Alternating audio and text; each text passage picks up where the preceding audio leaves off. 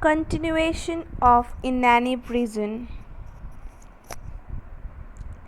Indian prisoners contain, of course, hardened criminals, persons who are aggressively antisocial and dangerous to the community.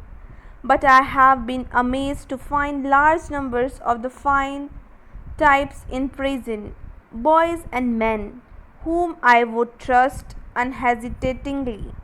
I do not know what the proportion of real criminals to non criminals type is, and probably no one in the prison department has ever even thought of this distinction. Some interesting figures are given on the subject by Lewis E. Laws, the warden of Sing Sing prison in New York.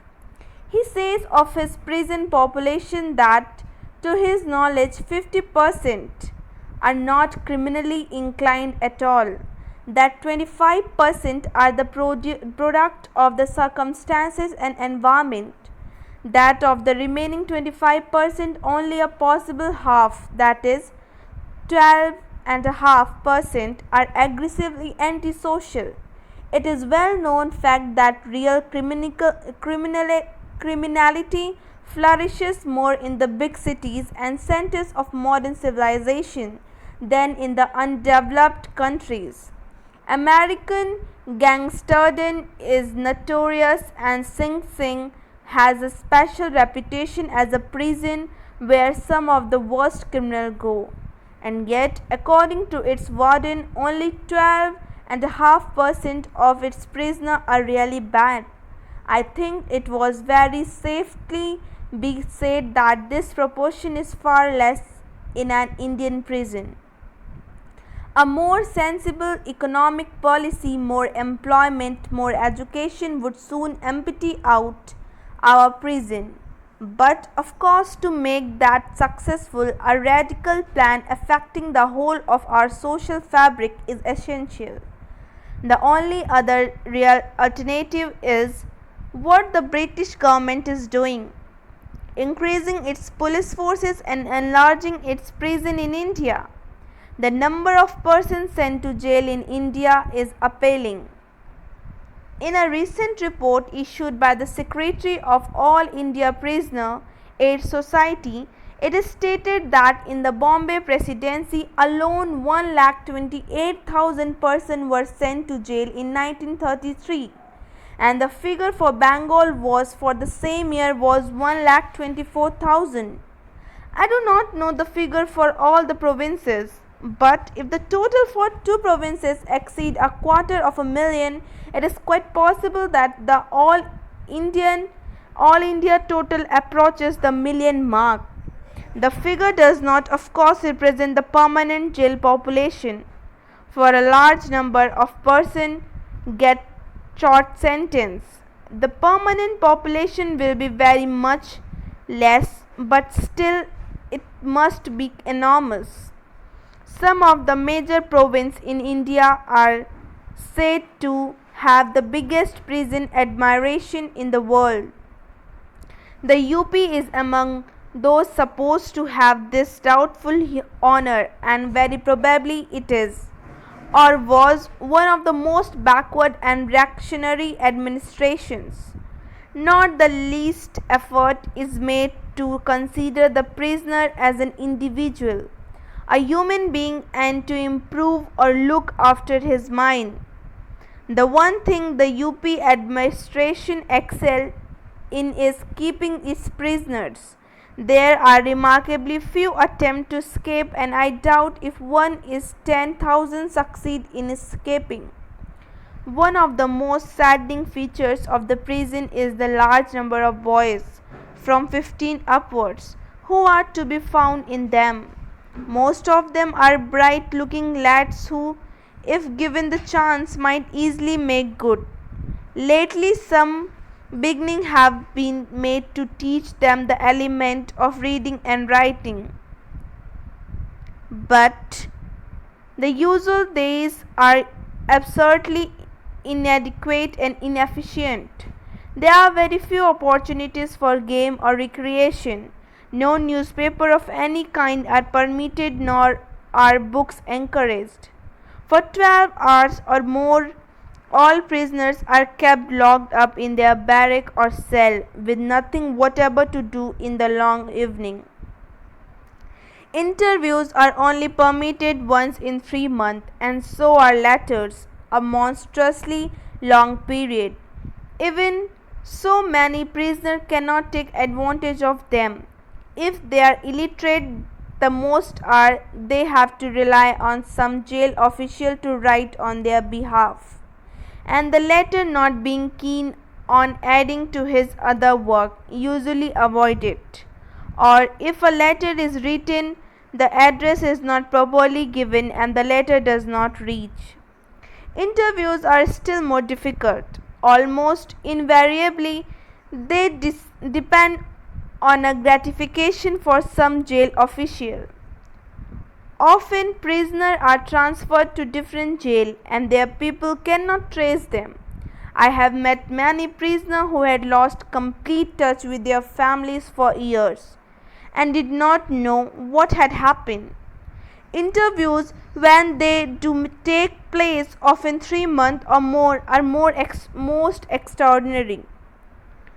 A number of prisoners and their interviewers are placed together on either side of a barrier and they all try to talk simultaneously. There is a great deal of shouting at each other, and the slight human touch that might have come from the interview is entirely absent. A very small number of prisoners, ordinary, not exceeding 1 in 1,000, Europeans excepted, are given some extra privileges in the shape of better food and more frequent interviews and letters.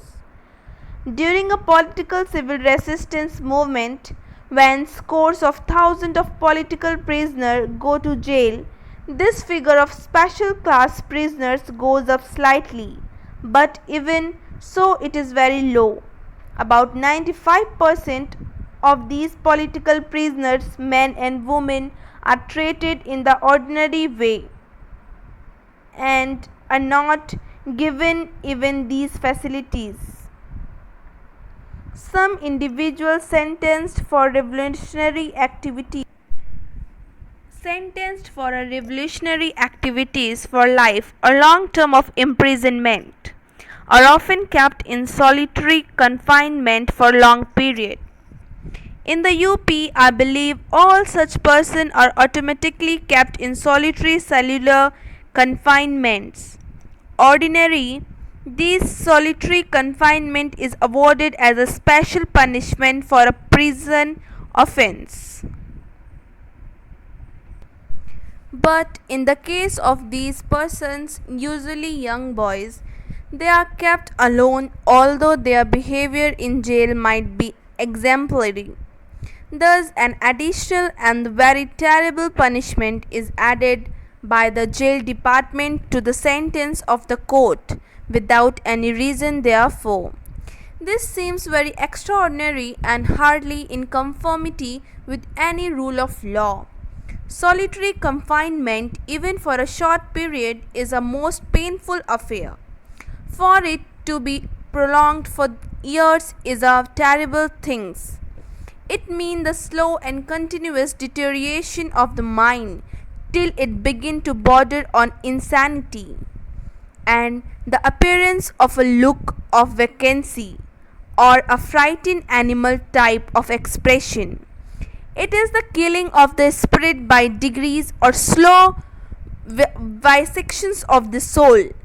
Even if a man survive it, he become abnormal and the absolute mischief in the world. And the question always arises, was this man guilty at all of any act or offense? Police methods in India have long been suspect. In political matters, they are doubly so. Europeans or Eurasia prisoners, whatever their crime or status, are automatically placed in a higher class and get better food, lighter work, and more interviews and letters. A weekly visit from clergyman keeps them in touch with outside affairs. The person brings them foreign illustrated and humorous paper and communicates with their families with necessary. No one grudges the European convict these privileges, for they are few enough, but it is a little painful to see the utter absence of any human standard in the treatment of others, men and women. The convict is not thought of as an individual human being, and so he or she is seldom treated as such. One sees in prison the inhuman side of the state apparatus of administrative repression at its worst. It is a machine which works away callously and unthinkingly, crushing all that come in its grip, and the jail rules have been purposely framed to keep this machine in evidence. Offered to sensitive men and women, the soulless region is a torture and an anguish of the mind. I have seen long-term convicts sometimes breaking down at the dreariness of it all and weeping like little children. And a word of sympathy and encouragement, so rare in the atmosphere, has suddenly made their faces light up with joy and gratitude. And yet, among the prisoners themselves, there were often touching instances of charity and good comradeship. A blind habitual prisoner was once discharged, often 13 years after this long period he has going out, wholly unprovided for, into a friendless world. His fellow convicts were eager to help him, but they could not do much. One gave his shirt deposited in the jail office, another some other piece of clothing, a third had that every morning received a new pair of chappals, leather sandals, and he had shown them to me with some pride. It was a great acquisition in prison, but when he saw this blind companion of many years going out barefooted, he willingly parted with his new chappal. I thought then that there appeared to be more charity inside the jail than outside it.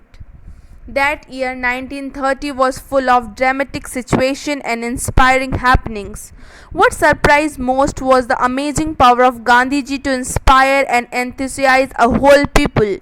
There was something almost hypnotic about it, and we remembered the word used by Gokhale about him, how he had the power of making heroes out of clay.